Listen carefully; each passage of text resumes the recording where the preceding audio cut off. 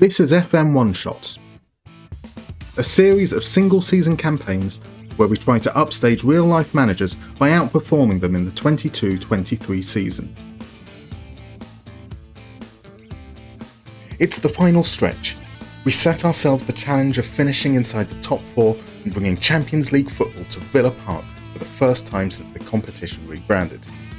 With 11 games remaining, we're holding on to that final spot, 4 points ahead of 5th placed Man Utd and with a game in hand. It is very much within our control. April opens with a trip to Selhurst Park against a team we dropped points to earlier in the season. It was a disappointing result. We can't afford to drop more points. Palace are a decidedly average team, but the same could be said for us. As the saying goes, people who live in glass houses shouldn't start fires. It was a disjointed game, but thankfully our tiny trequartista Emi Buendia was able to provide a moment of real quality when he played Watkins through for his 29th goal of the season. Just like the reverse fixture, however, Palace were able to level. Chris Richards was left in acres of space and his low cross found Edouard, who bundled home from close range. It looked like another 2 points drop, but after Buendia wriggled free and found Dany out on the left, this happened. I'm not exactly sure what this is, but that's Watkins' 30th in all competitions and another 3 points for us.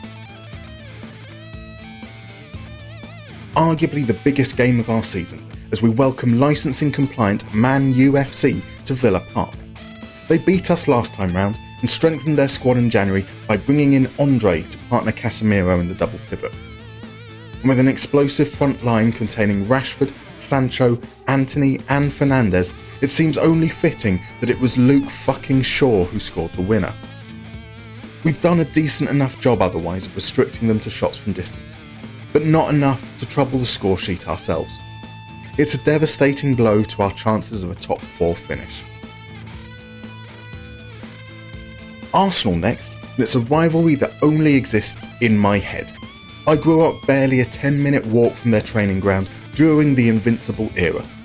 Everyone I know is an Arsenal fan. I've met Ian Wright, Martin Keown, and as a precocious 10-year-old, I offered Paul Merson some coke.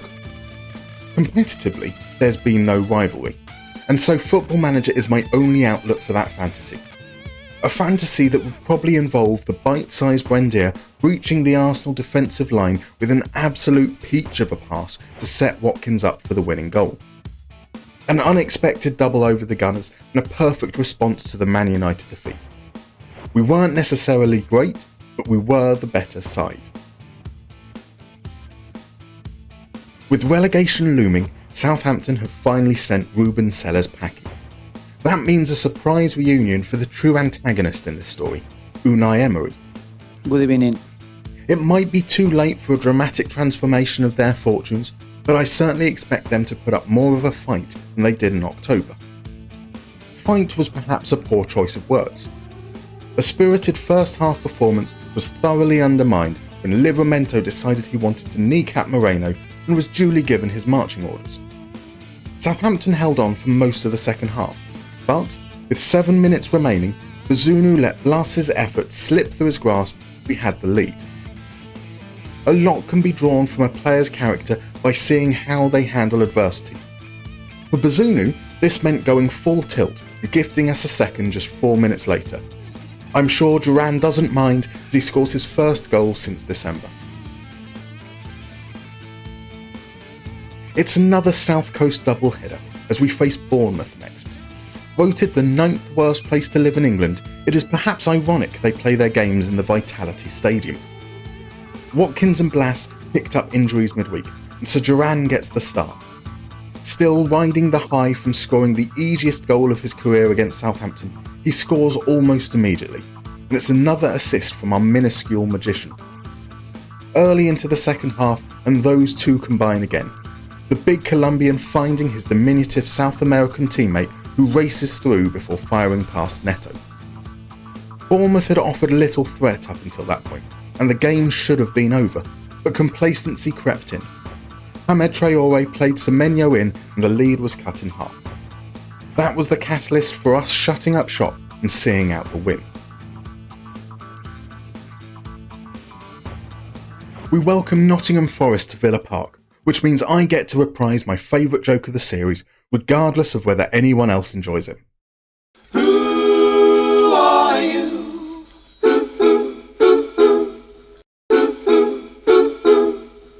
Then Donker gets the start and Duran keeps his place up front. After going 2 months without a goal, he now has 3 in successive games, finishing under Navas just 8 minutes in. 3 minutes later, and a clumsy challenge by Serge Aurier allows Bailey to double the lead from the spot. We've learnt our lessons from the Bournemouth game. Watkins wraps things up with a sensational over-the-shoulder volley in the final minutes. A comfortable 3-0 win, with a whopping 74% possession. Nottingham Forest are rooted to the bottom of the table for a reason. Maybe they signed too many players. Who are you?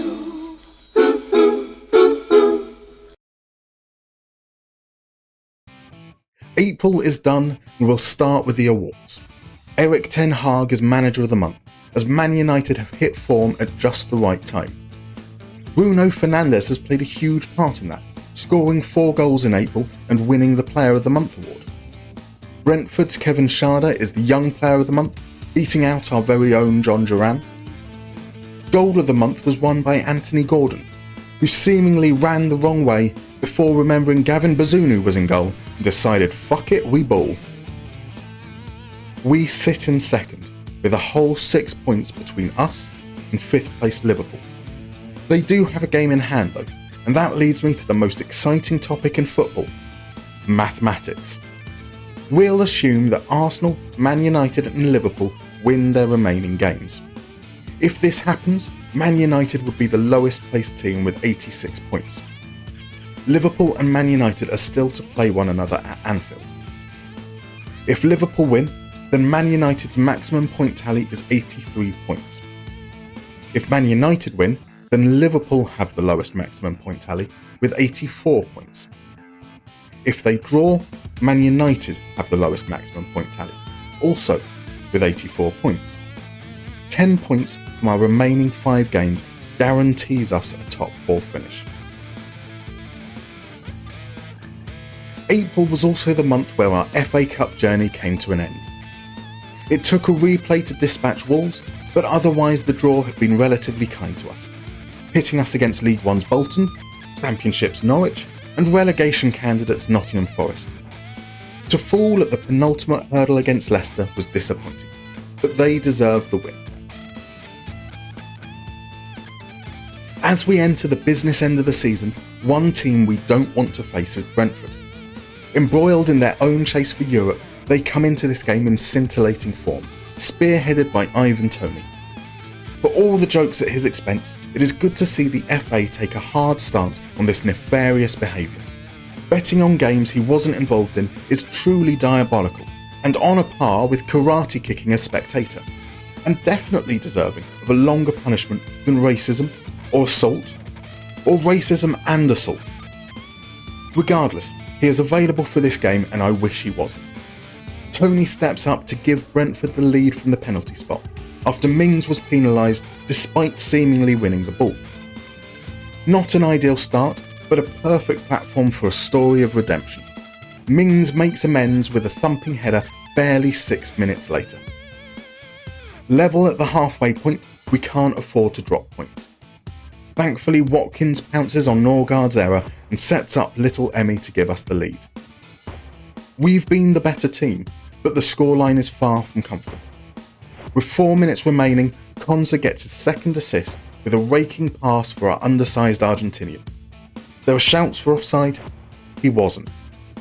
Coutinho adds the cherry to the proverbial cake and seals a 4-1 win.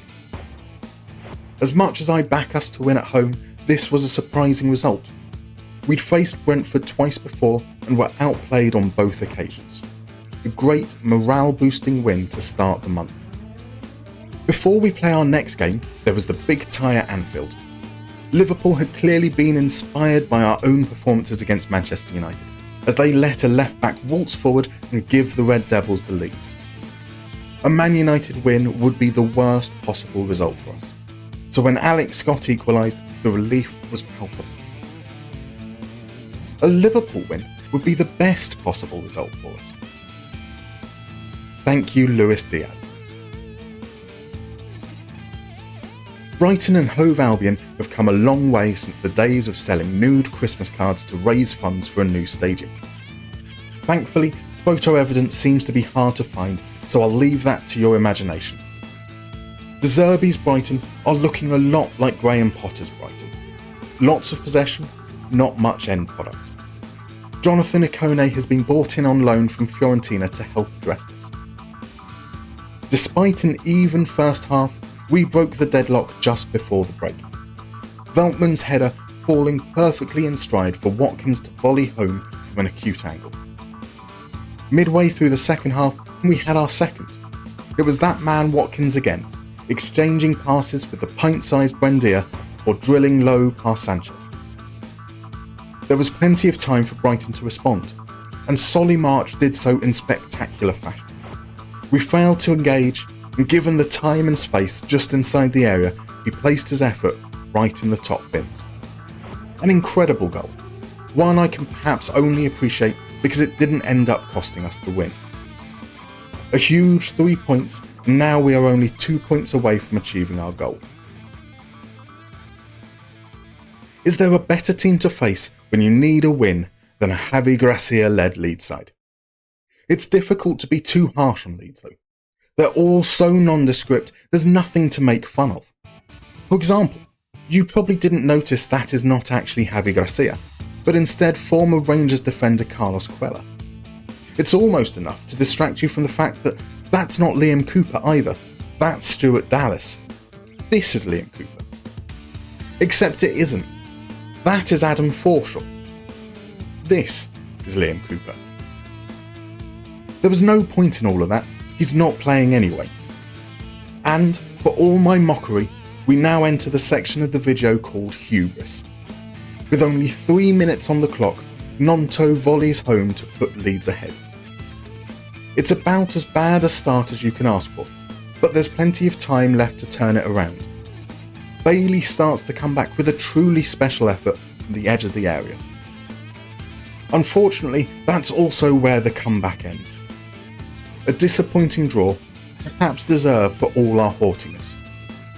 Still, 2 games remain, just 1 point needed. Could this be the fairy tale ending to the season? Securing Champions League football by winning a West Midlands derby. Wolves are in a relegation fight themselves, and a lot is riding on them securing survival. Specifically, the baby oil industry and Nuno Mendes' bank account.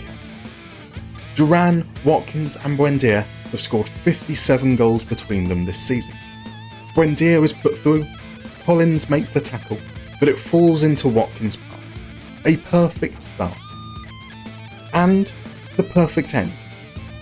Apart from a Neves free kick that was easily parried, Wolves offered nothing. We got our goal, and that was all that we needed. In the end, it doesn't even matter. Man United drew 1-1 with Man City, and so we would have secured a top 4 finish anyway.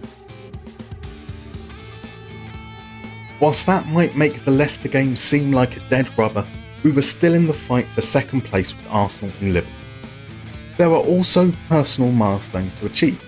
Duran got his 10th goal of the season, nodding home Giai's pinpoint cross. Bailey returned from his millionth injury to run the full length of the pitch before firing low and hard past Dany Ward. Martinez was not able to keep his 11th clean sheet of the season, however, as Johnny Evans headed home late to give Leicester hope.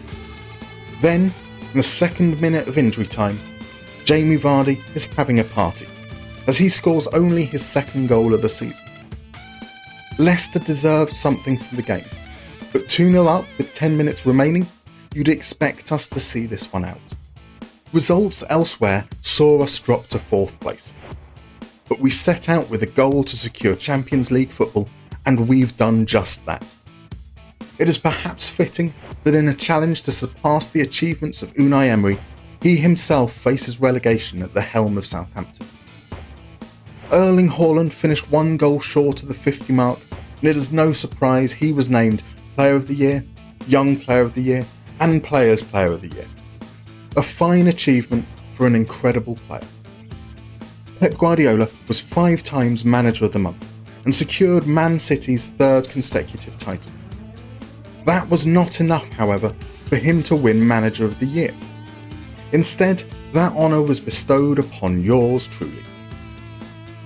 A look back on our season is warranted. Starting with transfers, we had a mixed bag. An often elusive A+ for the signing of Dale Fry. We finished the season with the fewest goals conceded, and he was a significant part of that, so credit where it is due. Augustin Gi and Ludovic Blas both came in as squad players in January. From my perspective, they did exactly what I needed, providing us with quality and depth so we could keep the squad fresh. I am surprised that the 2-0 win over Leicester was chosen as the match to remember, with our injury time 3-2 win over Chelsea and 2-0 home victory over Liverpool both sticking out more to me. No surprises in our team of the season. Watkins led the way with 41 goal contributions, whilst Emi Buendia was the creative fulcrum we wanted him to be. The player awards followed suit, with those 3 players featuring heavily. Leander Dendoncker wins the most pointless award, most passes per 90. Not really sure why that's even recorded. And it just seems cruel to have a tab for competition awards when we received none whatsoever. And so, that ends this story. We achieved what we set out to do, and proved once and for all that Unai Emery is a fraud. Thank you for joining me. Let me know your highlights from the season in the comments below, and please consider subscribing for more. In the next series, we'll take on a completely different challenge as we look to save Sampdoria from inevitable relegation. Until next time.